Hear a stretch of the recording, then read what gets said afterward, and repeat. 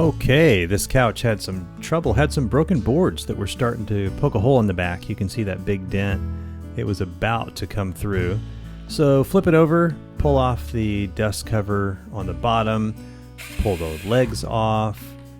Once those are off, we get to work pulling the staples that are holding the backside on. These staples were the most difficult part of the whole job. They put up a fight the whole way.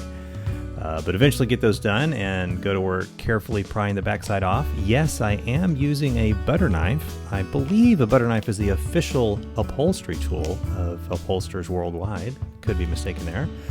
And now we got it open. Let's take a look at what was causing the damage.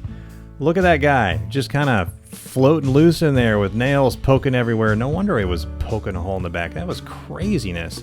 Then we've got the sit bar that's broken, and you can see somebody tried to patch the sit bar with a piece of a sliding drawer. Craziness! We got more boards loose on the A-frame. All kind of mayhem is going on back here. But get a couple braces in place, get those pinned down, get the broken boards over here pinned down with a little bit of extra bracing. I put bracing on both sides of the sit bar here just to be sure it didn't ever break again. And once that is put back together, then we can kind of give it a once over. Be sure that everything has been put back where it needs to be. It's got all the bracing it should have. And if everything looks good, it's time to button it back up. So we go ahead and start fishing these nails back into their original holes.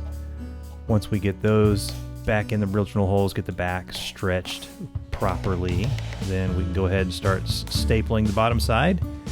Once we get the bottom side stapled back on, then go ahead and put the dust skirt back together.